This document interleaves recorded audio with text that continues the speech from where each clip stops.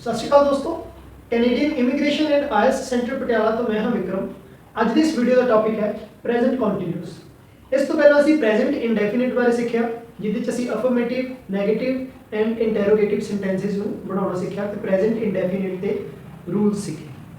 Present continuous sentence ਕੀ ਹੈ? Present ਦਾ ਹੀ second farm ਹੈ। ਮਤਲਬ ਪ੍ਰੈਜ਼ੈਂਟ ਨੂੰ ਅਸੀਂ ਚਾਰ ਤਰੀਕੇ ਚ ਡਿਵਾਈਡ ਕੀਤਾ ਸੀ: present indefinite, present continuous, present perfect ਤੇ ਲਾਸਟ ਸੀਗਾ ਪ੍ਰੈਜ਼ੈਂਟ ਪਰਫੈਕਟ ਕੰਟੀਨਿਊਸ। ਤਾਂ ਇਹਨਾਂ ਚਾਰਾਂ ਵਿੱਚੋਂ ਅੱਜ ਅਸੀਂ ਜਿਹੜਾ ਸੈਕੰਡ ਪਾਰਟ ਹੈ ਜਿਹੜਾ ਸਟੱਡੀ ਕਰਨ ਜਾ ਰਹੇ ਹਾਂ, ਜਿਹਦਾ ਨਾਮ ਹੈ ਪ੍ਰੈਜ਼ੈਂਟ ਕੰਟੀਨਿਊਸ। ਠੀਕ ਹੈ ਜੀ। ਜਿਵੇਂ ਕਿ ਮੈਂ ਲਾਸਟ ਵੀਡੀਓ 'ਚ ਵੀ ਤੁਹਾਨੂੰ ਦੱਸਿਆ ਸੀ ਕਿ ਅਸੀਂ ਕੀ ਕਰਾਂਗੇ, ਪੰਜਾਬੀ ਨੂੰ ਇੰਗਲਿਸ਼ 'ਚ ਟਰਾਂਸਲੇਟ ਕਰਨਾ ਸਿੱਖਾਂਗੇ। ਸੋ ਆਓ ਦੇਖਦੇ ਹਾਂ ਕਿ ਪੰਜਾਬੀ ਦੇ ਕਿਹੜੇ ਰੂਪ ਨੇ ਜਾਂ ਪੰਜਾਬੀ ਦੇ ਕਿਹੜੇ ਤਰੀਕੇ ਨੇ ਜਿਨ੍ਹਾਂ ਨੂੰ ਅਸੀਂ ਕਹਿ ਸਕਦੇ ਹਾਂ ਕਿ ਹਾਂ ਇਹ ਵਾਲੇ ਤਰੀਕੇ ਜਿਹੜੇ ਪ੍ਰੈਜ਼ੈਂਟ ਕੰਟੀਨਿਊਸ ਦੇ ਬਰਾਬਰ ਨੇ ਅਗਰ ਉਹਨਾਂ ਨੂੰ ਇੰਗਲਿਸ਼ 'ਚ ਅਸੀਂ ਟਰਾਂਸਲੇਟ ਕਰਨਾ ਹੈ। ਸੋ ਸਭ ਤੋਂ ਪਹਿਲਾਂ ਐਗਜ਼ਾਮਪਲ ਲਿਖੀ ਹੋਈ ਹੈ, ਉਹ ਕ੍ਰਿਕਟ ਖੇਡ ਰਿਹਾ ਹੈ। ਉਹ ਕ੍ਰਿਕਟ ਖੇਡ ਰਿਹਾ ਹੈ। ਤਾਂ ਕਿਤਾਬਾਂ ਦੇ ਅੰਦਰ ਤੁਹਾਨੂੰ ਜਿਹੜਾ ਭਾਸ਼ਾ ਮਿਲੂਗੀ ਉਹ ਇਸ ਤਰੀਕੇ ਦੀ ਭਾਸ਼ਾ ਮਿਲੂਗੀ ਜਿਹਦੇ ਅੰਦਰ ਰਿਹਾ ਹੈ ਵਰਡ, ਇਹ ਅਸੀਂ ਆਮ ਤਰੀਕੇ ਨਾਲ ਯੂਜ਼ ਕਰਦੇ ਹਾਂ ਕਿਤਾਬਾਂ ਦੇ ਅੰਦਰ। ਠੀਕ ਹੈ। ਤਾਂ ਪ੍ਰੈਜ਼ੈਂਟ ਕੰਟੀਨਿਊਸ ਦੀ ਪਛਾਣ ਹੈ ਜਿਹੜੀ ਰਿਹਾ ਹੈ, ਰਹੀ ਹੈ, ਰਹੇ ਸਨ, ਇਹ ਸਾਰੇ ਵਰਡ ਨੇ ਜਿਹੜੇ ਤੁਹਾਨੂੰ ਕਿਤਾਬਾਂ ਦੇ ਅੰਦਰ ਮਿਲਣਗੇ। ਇਹ ਸਾਰੇ ਜਦੋਂ ਵੀ ਸੈਂਟੈਂਸ ਦੇ ਲਾਸਟ 'ਚ ਤੁਹਾਨੂੰ ਮਿਲਣ, ਜਿਵੇਂ ਉਹ ਕ੍ਰਿਕਟ ਖੇਡ ਰਿਹਾ ਹੈ, ਉਹ ਕ੍ਰਿਕਟ ਖੇਡ ਰਹੀ ਸੀ ਜਾਂ ਖੇਡ ਰਹੀ ਹੈ, ਉਹ ਕ੍ਰਿਕਟ ਖੇਡ ਰਹੇ ਹਨ। ਠੀਕ ਹੈ। ਤਾਂ ਇਹ ਸਾਰੇ ਰੂਪ ਨੇ ਜਿਹੜੇ ਤੁਹਾਨੂੰ ਕਿਤਾਬਾਂ 'ਚ ਮਿਲਦੇ ਨੇ। ਤਾਂ ਮੇਰੇ ਕਹਿਣ ਦਾ ਮਤਲਬ ਹੈ ਜਦੋਂ ਰਿਹਾ ਹੈ, ਰਹੀ ਹੈ, ਰਹੇ ਹਨ, ਇਹ ਚੀਜ਼ਾਂ ਲਾਸਟ 'ਚ ਮਿਲਣ ਤਾਂ ਇਹਦਾ ਮਤਲਬ ਹੈ ਅਸੀਂ ਇਦਾਂ ਦੇ ਸੈਂਟੈਂਸ ਨੂੰ ਪ੍ਰੈਜ਼ੈਂਟ ਕੰਟੀਨਿਊਸ 'ਚ ਕਨਵਰਟ ਕਰ ਸਕਦੇ ਹਾਂ। ਠੀਕ ਹੈ। ਪਰ ਜਦੋਂ ਅਸੀਂ ਆਮ ਗੱਲਬਾਤ ਕਰਦੇ ਹਾਂ ਦੋਸਤਾਂ ਮਿੱਤਰਾਂ ਨਾਲ ਜਾਂ ਕਿਤੇ ਵੀ ਆਮ ਵਿਚਰਦੇ ਹਾਂ ਤਾਂ ਅਸੀਂ ਕਿਤਾਬਾਂ ਵਾਲੇ ਤਰੀਕੇ ਨਾਲ ਨਹੀਂ ਬੋਲਦੇ ਪੰਜਾਬੀ ਦੇ ਅੰਦਰ ਵੀ। ਤਾਂ ਸਾਡੀ ਜਿਹੜੀ ਭਾਸ਼ਾ ਹੈ ਉਹ ਬਦਲ ਜਾਂਦੀ ਹੈ। ਉਹਨਾਂ ਦੀ ਮੈਂ ਕੁਝ ਐਗਜ਼ਾਮਪਲਸ ਲਈਆਂ ਨੇ, ਉਹ ਵੀ ਐਗਜ਼ਾਮਪਲਸ ਨੇ ਜਿਹੜੀਆਂ ਪ੍ਰੈਜ਼ੈਂਟ ਕੰਟੀਨਿਊਸ ਨੂੰ ਹੀ ਰਿਪਰੈਜ਼ੈਂਟ ਕਰਦੀਆਂ ਨੇ। ਮੇਰੇ ਕਹਿਣ ਦਾ ਮਤਲਬ ਕਿ ਜਿੰਨੇ ਵੀ ਹੋਰ ਇਹ ਸਾਰੇ ਸਟਾਈਲ ਲਿਖੇ ਹੋਏ ਨੇ ਪੰਜਾਬੀ ਨੂੰ ਬੋਲਣ ਦੇ, ਇਹਨਾਂ ਸਾਰਿਆਂ ਨੂੰ ਅਸੀਂ ਪ੍ਰੈਜ਼ੈਂਟ ਕੰਟੀਨਿਊਸ ਦੀ ਹੈਲਪ ਨਾਲ ਹੀ ਟਰਾਂਸਲੇਟ ਕਰ ਸਕਦੇ ਹਾਂ।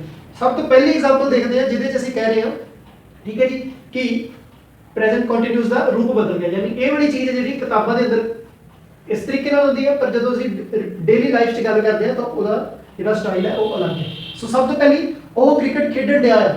ਠੀਕ ਹੈ। ਇਹ ਵਾਲੀ ਜਿਹੜੀ ਬੋਲੀ ਹੈ ਤੁਹਾਨੂੰ ਅੰਮ੍ਰਿਤਸਰ ਸਾਈਡ, ਹੁਸ਼ਿਆਰਪੁਰ, ਗੁਰਦਾਸਪੁਰ ਇੱਦਾਂ ਦੇ ਜਿਹੜੇ ਇਲਾਕੇ ਨੇ ਉਹਨਾਂ 'ਚ ਤੁਹਾਨੂੰ ਦੇਖਣ ਨੂੰ ਮਿਲੂਗੀ ਇਹ ਚੀਜ਼, ਉਹ ਕ੍ਰਿਕਟ ਖੇਡਣ ਡਿਆ ਆ। ਠੀਕ ਹੈ। ਤਾਂ ਇਹਦਾ ਮਤਲਬ ਵੀ ਕੀ ਹੈ, ਡਿਆ ਦਾ ਮਤਲਬ ਕੀ ਹੈ ਇੱਥੇ ਰਿਹਾ। ਠੀਕ ਹੈ। ਸੋ ਇਸ ਤਰੀਕੇ ਨਾਲ ਸਾਨੂੰ ਪਤਾ ਹੋਣਾ ਚਾਹੀਦਾ ਕਿ ਕਿਹੜੀ ਚੀਜ਼ ਹੈ ਜਿਹੜੀ ਪੰਜਾਬੀ ਦੀ ਹੈ ਉਹ ਕਿਹੜੇ ਸੈਂਟੈਂਸ ਨਾਲ ਕੰਪੇਅਰ ਕਰਕੇ ਅਸੀਂ ਉਹਨੂੰ ਟਰਾਂਸਲੇਟ ਕਰਦੇ ਹਾਂ। ਸੋ ਇਹ ਸਭ ਤੋਂ ਪਹਿਲਾ ਰੂਪ ਹੈ ਜਿਹੜਾ ਅਸੀਂ ਇਹ ਪੰਜਾਬ ਦੇ ਇਹਨਾਂ ਹਿੱਸਿਆਂ 'ਚ ਦੇਖਦੇ ਹਾਂ, ਅੰਮ੍ਰਿਤਸਰ ਵਗੈਰਾ 'ਚ। ਠੀਕ ਹੈ। ਦੂਸਰਾ ਦੇਖੋ, ਉਹ ਕ੍ਰਿਕਟ ਖੇਡਦਾ ਪਿਆ ਹੈ। ਠੀਕ ਹੈ। ਉਹ ਕ੍ਰਿਕਟ ਖੇਡਦਾ ਪਿਆ ਹੈ ਵੀ ਹੁੰਦਾ, ਕਈ ਵਾਰੀ ਕਈ ਲੋਕ ਇਹਨੂੰ ਖੇਡਦਾ ਪਿਆ ਇਹ ਵੀ ਬੋਲਦੇ ਨੇ। ਠੀਕ ਹੈ। ਉਹ ਕ੍ਰਿਕਟ ਖੇਡਦਾ ਪਿਆ ਹੈ। ਠੀਕ ਹੈ। ਤਾਂ ਇਹ ਵਾਲਾ ਜਿਹੜਾ ਰੂਪ ਹੈ ਤੁਹਾਨੂੰ ਬੋਲਣ ਵਾਲਾ, ਇਹ ਉਹਨਾਂ ਲੋਕਾਂ 'ਚ ਮਿਲਦਾ ਜਿਹੜੇ ਪਾਕਿਸਤਾਨ ਤੋਂ ਮਾਈਗ੍ਰੇਟ ਹੋ ਕੇ ਆਏ ਨੇ। ਠੀਕ ਹੈ। ਤਾਂ ਉਹ ਵਾਲੇ ਲੋਕ ਨੇ ਜਿਹੜੇ ਇਸ ਤਰੀਕੇ ਨਾਲ ਬੋਲਦੇ। ਤਾਂ ਇਹ ਵੀ ਅਗੇਨ ਕੀ ਹੈ, ਰਿਹਾ ਹੈ ਦਾ ਹੀ ਹੈ, ਦੂਸਰਾ ਰੂਪ ਹੈ। ਤਾਂ ਇਹਨੂੰ ਵੀ ਅਸੀਂ ਕੀ ਹੈ ਪ੍ਰੈਜ਼ੈਂਟ ਕੰਟੀਨਿਊਸ ਦੀ ਹੈਲਪ ਨਾਲ ਹੀ ਟਰਾਂਸਲੇਟ ਕਰਾਂਗੇ। ਠੀਕ ਹੈ। ਦੇਖੋ ਕਿਵੇਂ ਇਲਾਕੇ ਬਦਲਣ ਨਾਲ ਆਪਣਾ ਜਿਹੜਾ ਸਟਾਈਲ ਬਦਲਦਾ ਜਾਂਦਾ ਹੈ। ਤਾਂ ਇਹਨਾਂ ਸਾਰਿਆਂ ਦੇ ਉੱਪਰ ਰੂਲ ਹੈ ਜਿਹੜਾ ਇੰਗਲਿਸ਼ ਦਾ ਇੱਕੋ ਹੀ ਲਾਗੂ ਹੋਊ। ਠੀਕ ਹੈ। ਉਹ ਕ੍ਰਿਕਟ ਖੇਡੀ ਜਾਂਦਾ ਹੈ, ਉਹ ਕ੍ਰਿਕਟ ਖੇਡੀ ਜਾਂਦਾ ਹੈ, ਇਹ ਵਾਲਾ ਸਟਾਈਲ ਹੈ ਤੁਹਾਨੂੰ ਜਿਹੜਾ ਬੋਲਣ ਦਾ ਮਿਲੂਗਾ। ਇਹ ਮਾਨਸਾ, ਬਠਿੰਡਾ ਇੱਦਾਂ ਦੀ ਜਿਹੜੀ ਬੈਲਟ ਹੈ ਜਿਹੜੀ ਇਹ ਵਾਲੀ, ਇਹਨਾਂ 'ਚ ਤੁਹਾਨੂੰ ਮਿਲੂਗਾ ਕਿ ਉਹ ਲੋਕ ਇੱਦਾਂ ਬੋਲਦੇ ਨੇ, ਉਹ ਕ੍ਰਿਕਟ ਖੇਡੀ ਜਾਂਦਾ ਹੈ। ਠੀਕ ਹੈ। ਤਾਂ ਇਹਦੀਆਂ ਆਪਾਂ ਹੋਰ ਐਗਜ਼ਾਮਪਲਸ ਲੈਂਦੇ ਹਾਂ। ਤੇ ਮੇਰੇ ਕਹਿਣ ਦਾ ਮਤਲਬ ਹੈ ਕਿ ਅਲੱਗ-ਅਲੱਗ ਇਲਾਕਿਆਂ 'ਚ, ਅਲੱਗ-ਅਲੱਗ ਏਰੀਆਜ਼ 'ਚ ਇਹ ਸਟਾਈਲ ਨੇ। ਅੰਮ੍ਰਿਤਸਰ 'ਚ ਦੇਖੋ ਕਿ ਡਿਆ ਆ। ਠੀਕ ਹੈ। ਜਿਹੜੇ ਪਾਕਿਸਤਾਨ ਤੋਂ ਮਾਈਗ੍ਰੇਟ ਹੋ ਕੇ ਆਏ ਨੇ, ਰਿਫਿਊਜੀ ਜਿਹਨਾਂ ਨੂੰ ਆਪਾਂ ਕਹਿੰਦੇ ਹਾਂ। ਠੀਕ ਹੈ। ਖੇਡਦਾ ਪਿਆ ਹੈ। ਠੀਕ ਹੈ। ਇਹ ਵੀ ਕੀ ਹੈ, ਰਿਹਾ ਹੈ ਦੂਸਰਾ। ਉਹ ਕ੍ਰਿਕਟ ਖੇਡੀ ਜਾਂਦਾ। ਤਾਂ ਇਹ ਵੀ ਮਾਨਸੇ ਵਾਲੇ ਜਿਹੜੇ ਬਠਿੰਡੇ ਵਾਲੇ ਲੋਕ ਨੇ ਉਹ ਇਸ ਤਰੀਕੇ ਨਾਲ ਬੋਲਦੇ। ਹੋਰ ਐਗਜ਼ਾਮਪਲ ਲੈਂਦੇ ਹਾਂ। ਦੇਖੋ ਪਹਿਲੀ ਐਗਜ਼ਾਮਪਲ ਇੱਥੇ ਲਈ ਹੋਈ ਹੈ, ਮੈਂ ਘਰ ਜਾ ਰਿਹਾ ਹਾਂ। ਠੀਕ ਹੈ। ਇਹ ਉਹ ਵਾਲਾ ਸਟਾਈਲ ਹੈ ਜਿਹੜਾ ਤੁਹਾਨੂੰ ਕਿਤਾਬਾਂ ਦੇ ਅੰਦਰ ਦੇਖਣ ਨੂੰ ਮਿਲਦਾ। ਔਰ ਇਹਦੇ 'ਚ ਕਲੀਅਰਲੀ ਸਾਨੂੰ ਪਤਾ ਚੱਲ ਜਾਂਦਾ ਹੈ ਕਿ ਸੈਂਟੈਂਸ ਦੇ ਲਾਸਟ 'ਚ ਰਿਹਾ ਹਾਂ ਆਇਆ, ਤਾਂ ਇਹਦਾ ਮਤਲਬ ਕਿ ਇਹ ਜਿਹੜਾ ਸੈਂਟੈਂਸ ਹੈ ਪ੍ਰੈਜ਼ੈਂਟ ਕੰਟੀਨਿਊਸ, ਅਸੀਂ ਇਹਨੂੰ ਈਜ਼ੀਲੀ ਟਰਾਂਸਲੇਟ ਕਰ ਦਾਂਗੇ। ਠੀਕ ਹੈ। ਕਈ ਲੋਕ ਬੋਲਦੇ ਨੇ ਮੈਂ ਘਰ ਚੱਲਿਆ। ਠੀਕ ਹੈ। ਜਿਵੇਂ ਤੁਹਾਨੂੰ ਕੋਈ ਪੁੱਛੇ ਕਿ ਤੂੰ ਕਿੱਥੇ ਜਾ ਰਿਹਾ। ਠੀਕ ਹੈ। ਤਾਂ ਕਈ ਲੋਕ ਇਹ ਵੀ ਕਹਿ ਸਕਦੇ ਨੇ ਮੈਂ ਘਰ ਜਾ ਰਿਹਾ, ਜਿਹੜੇ ਕਿ ਕਿਤਾਬ ਨੂੰ ਫੋਲੋ ਕਰਦੇ ਨੇ ਜਾਂ ਬੁੱਕ ਟਾਈਪ ਜਿਹੜੀ ਲੈਂਗੁਏਜ ਹੈ, ਫਾਰਮਲ ਲੈਂਗੁਏਜ ਬੋਲਦੇ ਨੇ ਪੰਜਾਬੀ ਦੇ ਅੰਦਰ। ਠੀਕ ਹੈ। ਪਰ ਕਈ ਲੋਕ ਸਿੱਧਾ ਹੀ ਸਿੰਪਲ ਜਵਾਬ ਦੇ ਦਿੰਦੇ ਨੇ ਮੈਂ ਘਰ ਚੱਲਿਆ। ਠੀਕ ਹੈ। ਤਾਂ ਉਹਦੇ ਕਹਿਣ ਦਾ ਵੀ ਮਤਲਬ ਕੀ ਹੈ, ਮੈਂ ਘਰ ਜਾ ਰਿਹਾ। ਤਾਂ ਇਹ ਵੀ ਇੱਕ ਦੇਖੋ ਸਟਾਈਲ ਹੈ ਪੰਜਾਬੀ ਦਾ ਜਿਹਨੂੰ ਅਸੀਂ ਪ੍ਰੈਜ਼ੈਂਟ ਕੰਟੀਨਿਊਸ ਨਾਲ ਟਰਾਂਸਲੇਟ ਕਰਾਂਗੇ। ਠੀਕ ਹੈ। ਤਾਂ ਇਹ ਵੀ ਪ੍ਰੈਜ਼ੈਂਟ ਕੰਟੀਨਿਊਸ ਦੇ ਅੰਦਰ ਹੀ ਆਉਂਦਾ। ਠੀਕ ਹੈ। ਪੰਜਾਬੀ ਆਹ ਦੇਖੋ ਇੱਕ ਹੋਰ ਗੱਲ ਲਿਖੀ ਹੈ ਇੱਥੇ, ਮੈਂ ਘਰ ਨੂੰ ਜਾਈ ਜਾਵਾਂ। ਇਹ ਵੀ ਬਠਿੰਡੇ ਮਾਨਸੇ ਵਾਲੇ ਲੋਕ ਨੇ ਜਿਹੜੇ ਬੋਲਦੇ ਨੇ।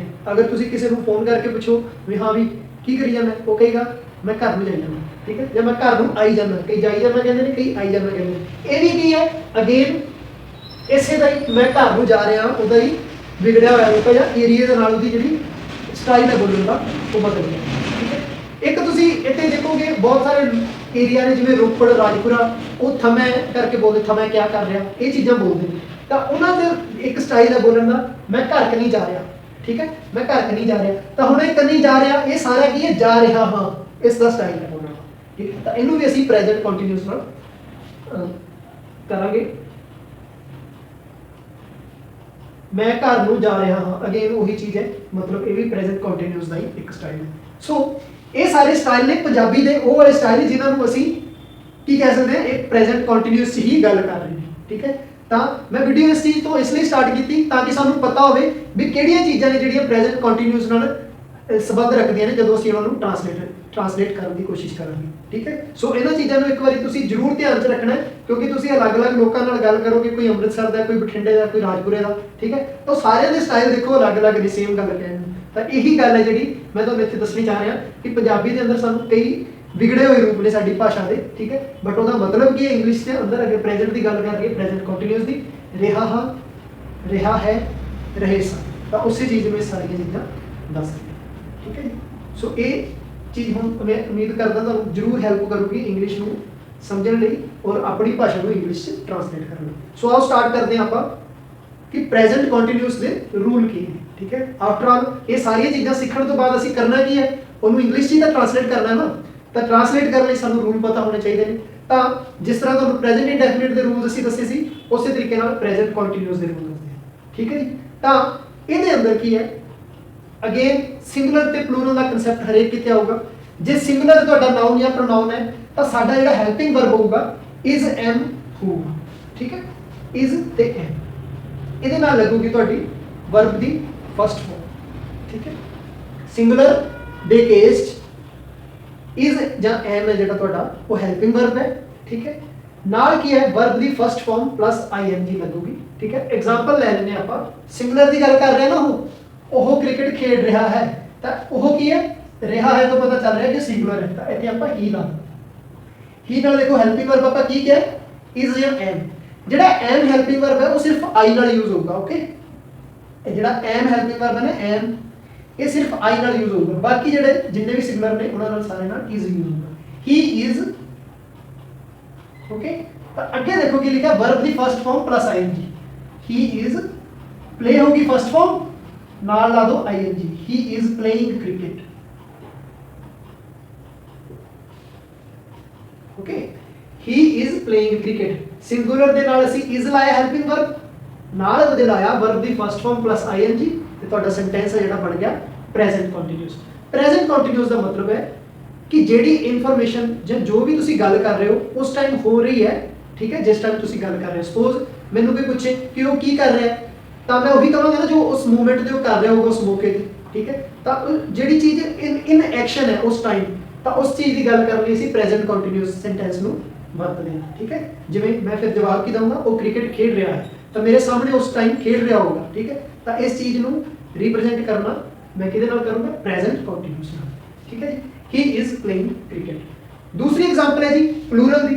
ਪਲੂਰਲ ਦੇ ਨਾਲ ਜਿਹੜਾ ਤੁਹਾਡਾ ਹੈਲਪਿੰਗ ਵਰਬ ਲੱਗੂਗਾ ਉਹ ਲੱਗੂਗਾ ਆਰ। ਇਸੇ ਚੀਜ਼ ਨੂੰ ਆਪਾਂ ਪਲੂਰਲ ਦੇ ਕੇਸ 'ਚ ਦੇਖ ਲੈਂਦੇ ਹਾਂ। ਪਲੂਰਲ ਲੈ ਲੈਂਦੇ ਆਪਾਂ ਯੂ, ਮਤਲਬ ਇੱਕ ਤੋਂ ਜ਼ਿਆਦਾ ਜਣੇ, ਯੂ, ਫਿਰ ਯੂ ਦੇ ਨਾਲ ਕੀ ਲੱਗੂਗਾ, ਆਰ, ਫਿਰ ਲੱਗੂਗਾ ਪਲੇਇੰਗ, ਪਲੇ ਪਲੱਸ ਆਈਐਨਜੀ, ਕ੍ਰਿਕਟ,